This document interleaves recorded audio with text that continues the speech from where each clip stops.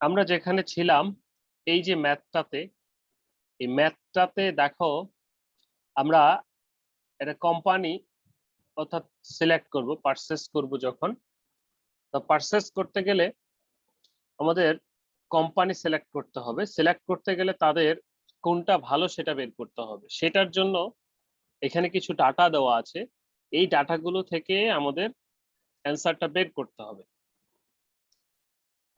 আর কেউ আসবে না ওরা?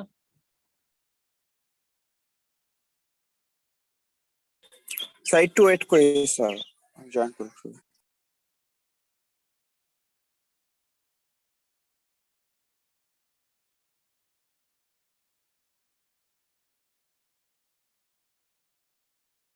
আচ্ছা, তাহলে রূপান সরকার ম্যাথটা দেখো, পরে আবার তোমাদের ঝামেলা হবে। এখানে যেটা আমরা করতেছি সেটি হচ্ছে একটা কোম্পানি, একটা না তিনটা কোম্পানি এবিসি, তিনটা কোম্পানি তাদের রিকোয়ারমেন্টস মানে তাদের ডাটা আমাদের কাছে আছে। এখন আমাদের খুঁজে বের করতে হবে যে কোন কোম্পানিটা ভালো। তাহলে সেটির জন্য আমরা দেখি এখানে কি কি দেওয়া আছে। Number of submitted lots 15, 10, 1। Number of list of accepted, তাহলে অ্যাকসেপ্ট করেছে 12টা, তাহলে রিজেক্ট করেছে কয়টা? 3টা। ওকে, এখানে অ্যাকসেপ্টেড কয়টা? 9টা। রিজেক্ট হয়েছে কয়টা? একটা। এখানে একটাই, অর্থাৎ এখানে কোনো ইয়া নাই। এটাকে ওরা প্রপোর্শন অফ ডিফেক্টিভ লটস বের করেছে। আমরা যদি প্রপোর্শন অফ ডিফেক্টিভ লটস বের করি তাহলে আমাদের টোটাল ছিল কয়টা? 15টা, থেকে নষ্ট হয়েছে আমাদের 3টা। অর্থাৎ এখান থেকে বা ঠিক আছে কয়টা, সেখান থেকে ওরা ইয়েটা বের করেছে যে প্রপোর্শন অফ ডিফেক্টিভস ইন লটস, এখান থেকে 0.08। তুমি যদি ভাগ করো, কাকে দিয়ে ভাগ করলে পাওয়া যাবে এটা? যে 12/3, তো না 12/3 না, একটু পার্সেন্ট করে বের করতে হবে। ঠিক আছে, তাহলে এখান থেকে আমার ডিফেক্টিভ প্রপোর্শনটা বের হবে। অথবা তুমি চাইলে এখান থেকে সরাসরি বের করে এটা ইউজ করতে পারো, অথবা যে ডিফেক্টিভ লটস এর পরিমাণ সেটাও সাধারণত সরাসরি ইউজ করতে পারো, কোনো সমস্যা নেই, এটার তো কোনো কিছু নেই। এটার পার্সেন্টেজ আর কি, অর্থাৎ টোটাল গুলোর 12-র 3% কত হবে, এরকম করে বের করতে হবে। ওকে, এখানে আরেকটা জিনিস দেওয়া আছে, দেখো প্রাইস দেওয়া আছে, ইউনিট প্রাইস একটা। ওকে, ফ্র্যাকশন ডেলিভারি কমিটমেন্ট, এই যে ডেলিভারি দিতে দেরি হয়েছে অর্থাৎ কয়টার, সেটার ওরা ফ্র্যাকশনটা দিয়ে দিয়েছে। আগের ম্যাথে যেটা ছিল, আমি যদি আগের ম্যাথে যাই তাহলে যেটা ছিল সেখানে কিন্তু এ ধরনের ফ্র্যাকশনের এটা কথা বলেনি, এটা একটু সহজ। আর একটু এখানে দেখি আমরা কি বলছে, যে 56টা লট ডেলিভারির কথা ছিল, 3টা রিজেক্ট হয়েছে, সরি 3টা রিজেক্ট হয়েছে, 2টা কি হয়েছে? দেরি হয়েছে। তো এই যে 2টা দেরি হয়েছে, এটা আমরা কিভাবে বের করেছি? 2টা দেরি হয়েছে, এটা আমরা বের করেছি number of delivery met on schedule date by total number of deliveries, বের করেছি না? তাহলে টোটাল নাম্বার অফ ডেলিভারিজ ছিল কয়টা? 56টা। সেখানে লেট হয়েছে কয়টা? 2টা। তাহলে আমরা এখান থেকে 56 বাই ইয়ে দিয়ে বের করেছি, বা total number of delivery on the schedule date, অর্থাৎ 54টা ইন্টু 56 ইন্টু 30। তো এখন এইখানে যেটা রয়েছে 0.94, এটাও এখান থেকে বের করা যাবে। তাহলে আমরা total number of corrected delivery 12/15 এবং এটার ওয়েট কত? 25%, সেটা দিয়ে গুণ দিলে এটা আসবে। একইভাবে আমরা যদি ওই যে ইয়ের প্রপোর্শনটা বের করতে চাই, এটার কি, যে ডিফেক্টিভ আইটেমস, এখানে ডিফেক্টিভ আইটেমস কয়টা ছিল? যে ডিফেক্টিভটা কখন আসবে? যখন কোয়ালিটির প্রশ্ন আসবে তখন ডিফেক্টিভটা আসবে।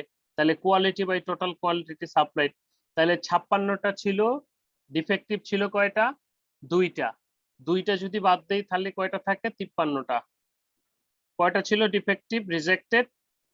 সরি 3টা। তাহলে 56 থেকে 3টা বাদ দিলে 53 ইন্টু কত ছিল?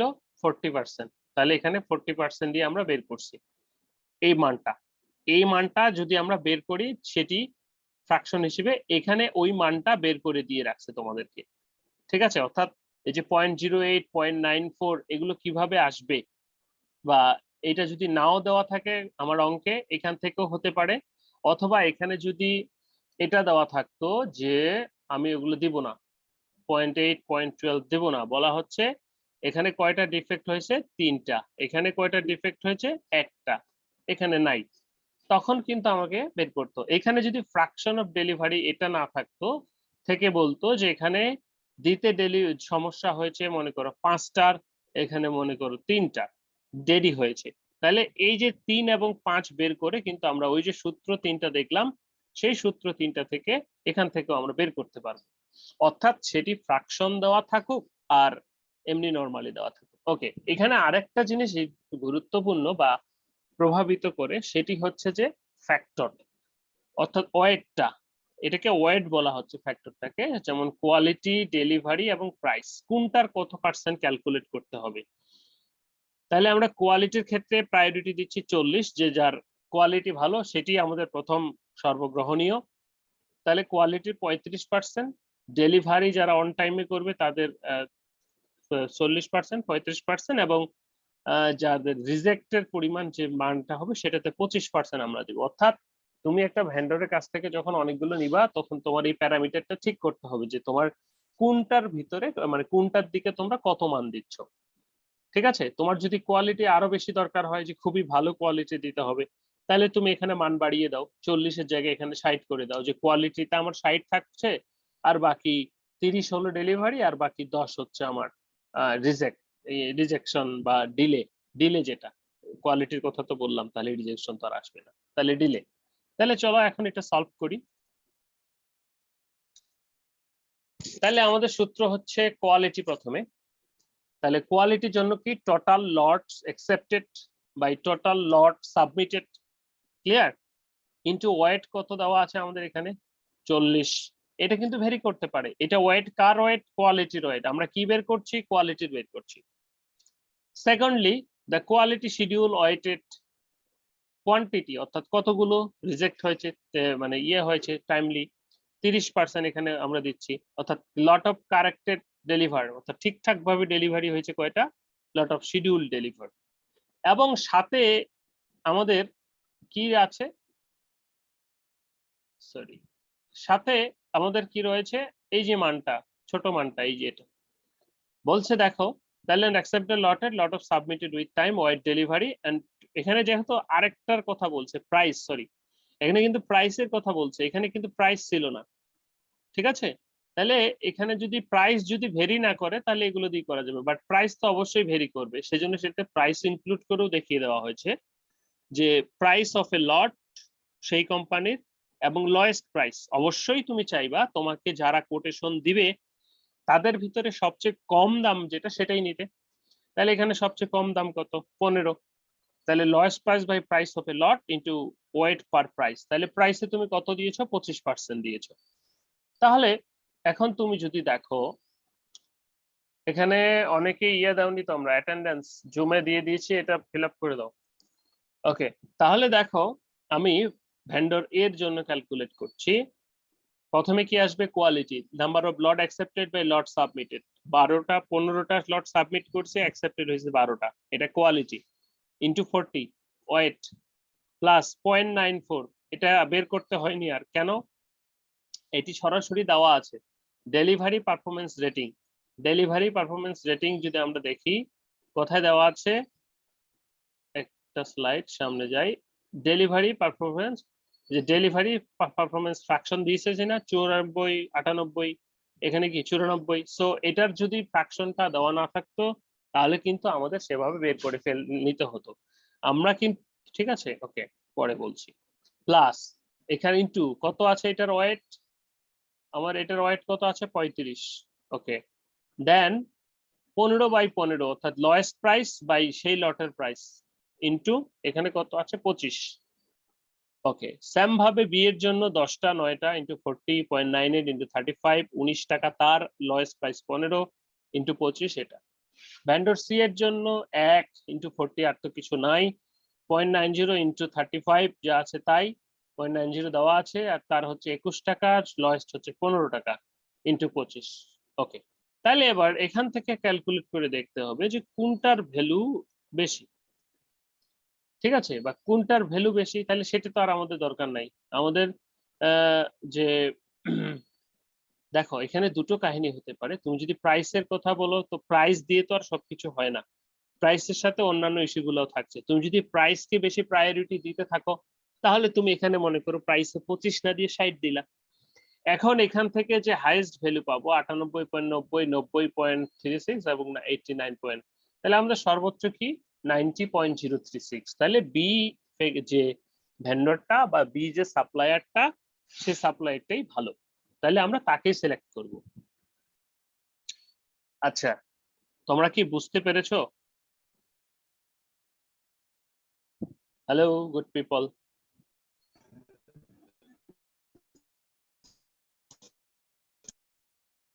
ম্যাথ কি বুঝতে পেরেছো? জি স্যার। ওকে, বাকিরা কিছু বোঝা যাচ্ছে না ভাই, তোমার কি শব্দ হচ্ছে? জি স্যার। ওকে, খুবই সহজ ম্যাথ, বুঝতে পারারই কথা। আমি যখন পরীক্ষায় দিব তখন মনে করো এখানে ফ্র্যাকশনও দিতে পারি, মনে করো ডেলিভারি কমিটমেন্ট অর্থাৎ প্রপোর্শন অফ ডিফেক্টিভ লটস, ঠিক আছে 0.08, তো আমি নাম্বার অফ অ্যাকসেপ্টেড দিলাম না, তাহলে প্রপোর্শন অফ ডিফেক্টিভ লটস থেকে তুমি টোটাল নাম্বার অফ লটস জানো, এইখান থেকে তোমাকে ইয়েটা বের করে নিতে হতে পারে যে কতগুলো অ্যাকসেপ্টেড হয়েছে। কারণ তোমার যখন এখানে ইয়ে দেওয়া রয়েছে ডিফেক্টিভ, এটা সমান কি 0.08 সমান কি 0.08 সমান হচ্ছে যে কি টোটাল হলো 15 বাই হচ্ছে তোমার কতগুলো রিজেক্ট হয়েছে সেটি ইনটু সেটার ওয়েট 40, তাহলে এখান থেকে তোমাকে বের করতে হবে। আমরা যেটা এই যে বের করলাম, তাহলে কি 12/15 ইনটু 40, এটি সমান সমান বা পরের যেটা 0.94, এটাও কিন্তু সেটি হচ্ছে lot of number of accepted lots, তার মানে কয়টা অ্যাকসেপ্ট করা হয়েছে এখানে 12টা, by number of lots submitted with time, কতগুলো সাবমিট করা হয়েছে 12/15 ইনটু তোমার যে 94 আছে, মানে এখানে কত 35 ইজিক্যাল টু কিন্তু এটা, এখান থেকেও কিন্তু তুমি বের করতে পারো। অর্থাৎ আমি বলতে চাচ্ছি যে এই মানটা ক্যালকুলেট করে, যে যেমন 40/30 ক্যালকুলেট করে ওইটা আসছে, সো এই মানটা থেকে ওইটা বা ওই মানটা থেকে এটা যে কোনোটাই কিন্তু পরীক্ষা আসতে পারে। ওকে, তাহলে আমরা এখন কোম্পানি কিভাবে বের করব বা কিভাবে সিলেক্ট করব সেটা পেলাম। ওকে, তো এখন কিছু ইজি ওয়েস রয়েছে টু ইমপ্রুভ দ্য পারচেসিং, আমরা কিভাবে পারচেসিংটাকে ইমপ্রুভ করতে পারি বা সহজে করতে পারি, সহজভাবে মানে কিনে ইমপ্রুভ করতে পারি, যেমন সেটি সেন্ট্রালাইজ পারচেসিং, যেটি বলা হয়ে থাকে যে একেবারে যেমন যখন আসলে আমাদের বড় বড় কোনো অনুষ্ঠান হয়ে থাকে তখন আমরা কি একবারে পারচেস করে আনি, সেন্ট্রালাইজ পারচেসিং বলা হচ্ছে this is a commonly used strategy whereby purchasing for the entry company is made on department and it is allow for the lot of more control purchasing on all levels of health the minimize the waste। বড় বড় কোম্পানিগুলো সাধারণত বা প্রত্যেকটা ডিপার্টমেন্টে ইয়াতে কোম্পানিতে কিন্তু আমাদের পার্সেস ডিপার্টমেন্ট থাকে। পার্সেস ডিপার্টমেন্ট কি করে, পার্সেস ডিপার্টমেন্ট আগে পুরো যে ফ্যাক্টরি রয়েছে সেই ফ্যাক্টরির এন্ট্রি যে হিসাব নিকাশ অর্থাৎ রিকুইজিশন দিয়েছে কিনা, কোথাও কিছু দরকার আছে কিনা, ভ্যারাইটি অফ টাইপস নিয়ে মার্কেটে গিয়ে একবারে কিনে নিয়ে আসে। তো সেটাকে আমরা সেন্ট্রালাইজ পারচেসিং বলছি। এখন তুমি যদি একটা একটা করে জিনিস কিনে নিয়ে আসো তাহলে তো ঝামেলা, বা সেই ক্ষেত্রে কিন্তু সেটি আমাদের জন্য সুবিধাজনক হবে না, বা ওই যে আমাদের বারবার যেতে হবে, অর্ডারিং কস্ট বেড়ে যাবে। প্ল্যান ফর পারচেস এবং identify the preferred supplier in different categories based on criteria such as quality, price, delivery history, etc. And in this way your company will have the option can make better from decision or purchase. তো অবশ্যই plan করতে হবে যে আমি কার কাছ থেকে কি কিনবো, না হলে তো তুমি যখন কিনতে যাবে তখন আসলে সেটি হবে না, ওই যে কোম্পানি কোটেশন দেখবো ইত্যাদি। Focus on quality, companies need to go beyond the working on the quality of their own products to ensure their suppliers are just as vigilant in their operation and evaluate the analysis the quality of your supplier process products etc etc. Focus on quality, definitely quality উপর দিতে হবে যে কোন supplier তোমাকে কি দিচ্ছে, কিরকম ভাবে দিচ্ছে বা কতটুকু দিচ্ছে সেটা সম্পর্কে। পারচেস লোকালি মাঝে মধ্যে বলা আছে it can be done without compromising the quality or price competitiveness. Look at the purchase locally. So it will help to create the loss of relationship, close the relation with the other supplier and reducing the shipping cost. তো মাঝে মধ্যে লোকালিও কেনা যেতে পারে, purchase locally, এটিও মাঝে মধ্যে আমাদের পার্সেসিং কে প্রভাবিত করে এবং সহজ করে দেয়। যে তোমার বাড়ির পাশে যদি দোকান হয় এবং সেটি যদি তুমি ইয়ে করো, যে এই যে মনে করো দৌড়ে গিয়ে নিয়ে আসলে, মনে করো একটা জিনিস শহরে পাওয়া যায় সেটি কাছেই পাওয়া গেল, তাহলে সেটি তোমার জন্য ভালো। তো একই ধরনের কোয়ালিটি প্রোডাক্ট যদি তোমার ইয়ের ক্ষেত্রে পাওয়া যায়, অর্থাৎ আমরা কি বলবো যে ওই আশেপাশে পাওয়া যায় লোকালি, তাহলে সেটি কিনেও কিন্তু আমরা কোয়ালিটিটা এনশিওর করতে পারি এবং পারচেসিংটাকে সহজ করতে পারি। Build long term supply relationship, দেখো তোমাদের যখন একটা রিলেশনশিপ দাঁড় হয়ে যায় সাপ্লায়ারের সাথে, তখন কিন্তু এতটা পেইন পেতে হয় না। ওই যে মনে করো যে পাড়ার দোকান যেটি, সেটির সাথে তুমি যদি টাকা পয়সা ঠিক মতো দাও, সেও কিন্তু তোমাকে বাকি দিচ্ছে, বা তুমি বলতেছো ভাই পার্সেস ডিপার্টমেন্টে আছো তুমি, এখানে সাপ্লায়ারকে বলছো এগুলো পাঠাইতেন, সাপ্লায়ার দ্বিরুক্ত না করে কিন্তু তোমাকে পাঠিয়ে দিবে। বাট তোমার যদি রিলেশনশিপ সেভাবে না হয়, তাহলে তোমাকে এসে মাল দিতে ভয় পাবে। বা লাইক লং টার্ম রিলেশনশিপ বলা আছে এক্সপ্লোর আউটসোর্সিং সাম পার্সেসিং, বলা আছে important that company recognize their core purchasing competitions and they may be effective at acquiring supplies they commonly use. Okay, but there is special project called uniform unfamiliar products can help to see. Bola explore the outsourcing, some purchasing outsourcing তুমি সাথে করতে পারো। Understanding your inventory carrying cost, this is important. Carrying cost যে নিয়ে আসতে কত হচ্ছে খরচ বা রাখতে কত খরচ হচ্ছে, তার উপর বেস করেও কিন্তু আমাদের কিনতে হয়। বেস্ট সাপ্লাই চেইন ম্যানেজমেন্ট ও real time demand, negotiative consultancy, negotiative consultancy তো অনেকে সবারই থাকে। বলা হচ্ছে best time real time demand, অর্থাৎ তোমার যেটি দরকার সেটি কিন্তু পার্সেস ডিপার্টমেন্ট থেকে দিতে হবে, আদারওয়াইজ মানে অবাস্তব বা এতগুলো কিনতে হবে এরকম কিছু দিলে আসলে পার্সেস ডিপার্টমেন্টের জন্য ঝামেলা হয়ে যায়। এখন মডার্ন যেটি চলে আসতেছে সেটি হচ্ছে যে ই পার্সেসিং। এখন তো আমরা সবাই ই পার্সেসিং করে থাকি, বিশেষ করে করোনাকালীন সময়ে তো আমরা বিশেষ করে ই পার্সেসের উপরই ডিপেন্ড করি। বলা হচ্ছে electronic purchasing or e-purchasing automates and extended manual buying and selling processes from the creation of the requisition through the payment of the supplier. The charm of e-purchasing encompasses back office ordering system, e-marketplace and supply websites. তো দেখো আমাদের কি কত কিছু রয়েছে, food পান্ডা রয়েছে, খাবার ইচ্ছে করলে ক্লিক করে দিয়ে দিলাম, অর্ডার নিয়ে আসতেছে। এরকম তো আরো অ্যাপস রয়েছে, কোনো কিছু বেচতে হলে ওয়েলএক্স রয়েছে, সেখান থেকে আমরা কিনতে পারি, বেচতে পারি। লাইক এখন কিন্তু ইলেকট্রনিক পারচেসিং এর দিকে মানুষ চলছে, টাকা পয়সা বিকাশে লেনদেন করছি। ওকে, তো electronic system can be purchasing such as he requisition, E sourcing, E tendering, তাই না? সবই তো হয়। মনে করো তুমি একটা মোবাইল কিনবা অনলাইনে, তাহলে মোবাইল কিনবা অনলাইনে তোমাকে কি সোর্সিং করতে হচ্ছে বা রিকুইজিশন দিতে হচ্ছে। ওকে, তোমাকে যে পার্টি দিবে তাকে সোর্সিং করতে হচ্ছে যে কোন দোকান থেকে কিনলে এটি ভালো হবে। ই টেন্ডারিং, সে ই টেন্ডারিং করতে পারে। ই সার্ভিস এক্সটেন্ডিং, ই অ্যাডমিনিস্ট্রেশন। এখন কোভিড এর সময় এই বিষয়গুলো সবচেয়ে বেশি দেখা যায় পার্সেস ডিপার্টমেন্টে। ওকে, কেউ তো আর যেতে পারছে না, তাই না? পার্সেস অফিসার রেসপন্সিবিলিটিস, সেটা দিয়ে আজকে আমরা লেকচার শেষ করব। পার্সেস অফিসার রেসপন্সিবিলিটিস কি অফিসারের? অবশ্যই অনেকগুলো রেসপন্সিবিলিটি রয়েছে। যে research potential vendor, research potential vendor, তাকেই খুঁজে বের করতে হবে যে কোনটা আমার জন্য পটেনশিয়াল ভেন্ডর। যে বলে না যে আমি যখন আরএফএল এর কাছ থেকে প্রোডাক্ট নিব, আরেকজনের কাছ থেকে প্রোডাক্ট নিব, তাহলে তো আরএফএল কে আমি ট্রাস্ট করতে পারতেছি, বাট যেটা নতুন সেটাকে তো আমি ট্রাস্ট করতে পারতেছি না। বাট সেটা যদি পটেনশিয়াল হয়, তাহলে সেখান থেকে রিসার্চ পটেনশিয়াল ভেন্ডর, আবার পরে টাকা পয়সা নিয়ে চলে যাবে কিনা সেটাও কিন্তু ঘটে না।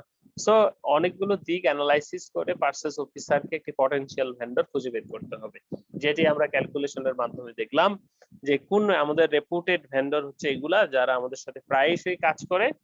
তো তাদের একটু ডাটা অ্যানালাইসিস, যে কে কতখানি কিরকম করতেছে বা কোনটা ভালো কোনটা খারাপ, সেটি কিন্তু আমরা বের করতে পারছি এবং সেটির মাধ্যমে কিন্তু আমাদের সিলেক্ট করতে হবে। Compare and evaluate offers from supplier, অবশ্যই কে কি অফার দিচ্ছে, কার কত প্রাইস, সেটাই ইভালুয়েট করব না, এবং অবশ্যই কম্পেয়ার করব, তাহলে যেটা বেস্ট মনে হবে সেটাই কিনবো। Negotiate contract terms of agreement and pricing, এদের যে terms of agreement and pricing সেটা কি সেটা নেগোশিয়েট করতে হবে, track the orders and ensure time delivery, মানে আনতে নিয়ে আসতে, review the quality of purchase product, তুমি নিয়ে আসলে আসার পর এটা দেখতে হবে, ইন্টার দ্য অর্ডার ডিটেলস, আমাদের বিভিন্ন প্রকার ইয়ে থাকে, সফটওয়্যার থাকে অথবা এক্সেল থাকে যেখানে আমরা সাধারণত ইয়ে করে দেই, ঠিক আছে। Then maintain update records purchase products delivery information and invoices, যে কোথা থেকে কিনছিলাম, মনে পড়ে না যে একবার মনে করো তুমি ঘুরতে গিয়ে নীলক্ষেতের কোনো দোকান থেকে ভালো কাপড় কিনে ফেলেছো, তো বা বা ভালো জিন্স প্যান্ট কিনেছো, এখন তোমার কাছে প্রতিবার মনে হচ্ছে যে আসলে ওই দোকানটা কোনটা, আমার তো ওখান থেকে কিনতে হবে। এই তো ইফ ইউ ইনফরমেশন যদি তুমি রাখতে তাহলে কিন্তু সেটি খুঁজে পেতে। সো এ ধরনের ইনফরমেশন গুলো রেকর্ড করা হয়। Monitor the stock levels and price of order needed, coordinate with the warehouse staff to ensure proper storage.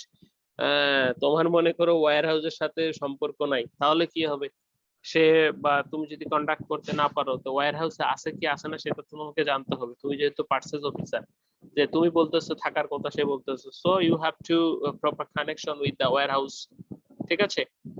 And যেটি বলা হচ্ছে যে stock level and place the order needed, stock level তো অবশ্যই মনিটর করতে হবে, coordinate with the warehouse and attend trade show and exhibition set up by trade and industry tense.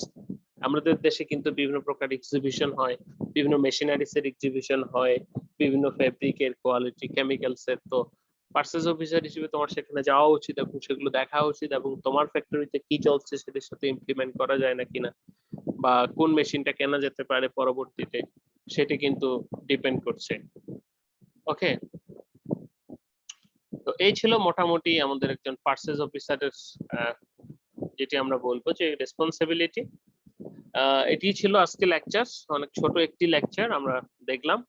তো প্রথমে ছিল আমাদের কি কি, আমরা প্রথম থেকে যদি আরেকবার দেখি সেটি হচ্ছে যে পারচেসিং কিভাবে কেনাকাটা করব আমরা সেটির একটি ক্ষুদ্র গাইডলাইন বলতে পারি, যে প্রকিউরমেন্ট ভার্সেস পারচেসিং এর কিছু পার্থক্য রয়েছে, যেটা আমরা দেখলাম যে প্রকিউরমেন্ট ওভারঅল বিষয়টাকে বোঝাচ্ছে এবং পারচেসিং তার ওখান থেকে একটি বিষয় বোঝাচ্ছে। তারপরে যেটি বললাম আমরা অবজেক্টিভস অফ পারচেসিং, কেন কিনবো আমরা, সেটি তো অনেকগুলো বিষয় যেমন দেখলাম আমরা, maintain supply support customer manufacturing, minimising investment, avoid duplication, ঠিক আছে, স্ট্যান্ডার্ড কোয়ালিটি ইত্যাদি।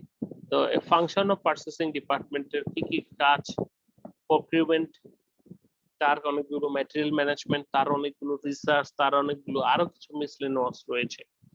পারচেসিং প্রসিডিউর এখানে দেখলাম আমরা এখানে এর মাধ্যমে দেখতেছি যে নিট রিকগনিশন বা বিভিন্ন সেকশন থেকে প্রথমে তোমার আসবে, selection of the supplier, supplier select করব, প্লেসিং অর্ডার, অর্ডার প্লেস করব, ফলো আপ করব, রিভিউইং করব, মেইনটেইন করব,